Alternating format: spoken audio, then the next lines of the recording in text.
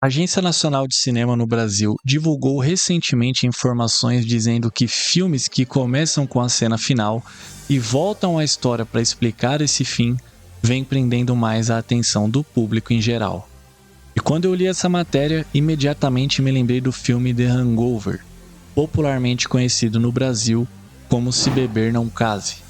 Eu não conseguia sair de frente da tela até entender como aqueles personagens entraram naquela situação. Se alguém não tenha visto o filme, a cena de abertura mostra um grupo de amigos acordando em um lugar totalmente desconhecido, com o ambiente ao seu redor num verdadeiro estado de caos, e ninguém se lembrava de nada do que aconteceu para terem chegado ali. Bom, isso nos deixa uma mensagem importante, que a atenção do público não é mais demandada, mas sim conquistada. E hoje vamos falar sobre como usar a comunicação estratégica para se beneficiar disso.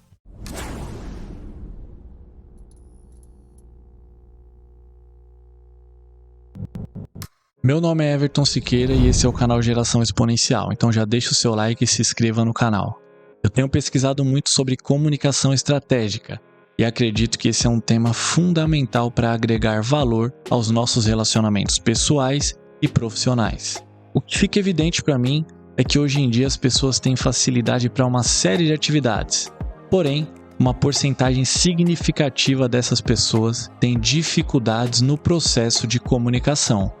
Por exemplo, quando uma pessoa tem que fazer uma apresentação perante outras, às vezes faltam skills que eu considero pilares essenciais para se ter êxito: habilidade verbal, sensibilidade verbal e fluência verbal.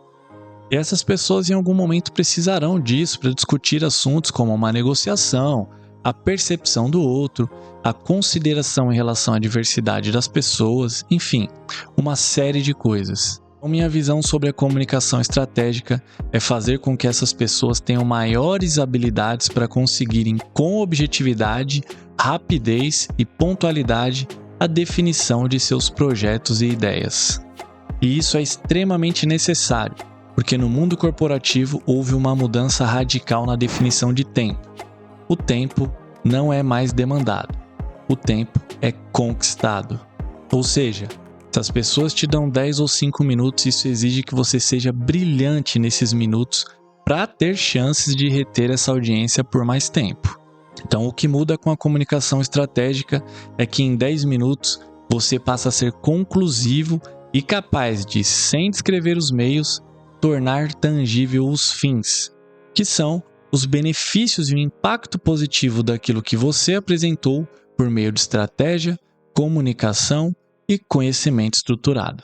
Bom, já deu para perceber que esse processo todo envolve uma espécie de negociação entre você e a audiência. E para se fazer uma negociação movida a conhecimento estruturado, temos que primeiro entender a diferença entre dado, informação e conhecimento. E segundo, entender a diferença entre conhecimento e conhecimento estruturado. Para você desenvolver um tema com sucesso, você precisa ter base de dados e informações. Ou seja, você coleta e trabalha esses artefatos para construir bem a sua tese específica. É bom deixar uma coisa clara aqui. Quando eu digo conhecimento, ou você vai expor ao seu ouvinte dados e informações que são retrabalhadas e maçantes, ou você vai expor conhecimento. Ou você expõe dados e números secos, ou você expõe a experiência que se acumulou em ter lidado com esses dados. E isso, meus amigos, faz uma diferença radical.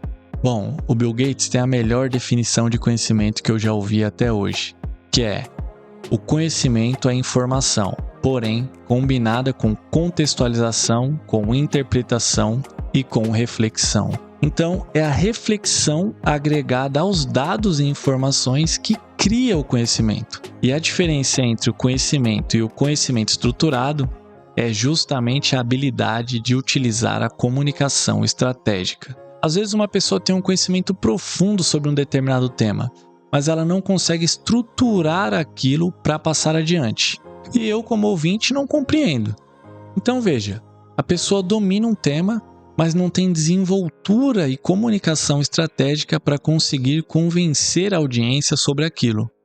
E a ponte para essa pessoa conseguir atravessar do conhecimento para o conhecimento estruturado é justamente a comunicação estratégica.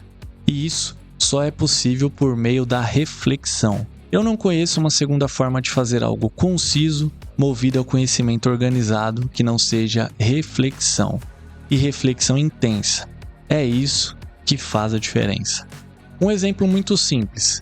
Quando a pessoa durante uma exposição apresenta uma tabela com 60 números, eu, enquanto audiência, vou competir com ela, vou tentar interpretar o que significam aqueles números. Agora, se você pega essa mesma tabela e coloca uma conclusão embaixo, ou seja, o que eu devo deduzir desses números, eu como audiência vou ler o que está escrito naquele texto e vou ver se o número sustenta aquela afirmação apresentada.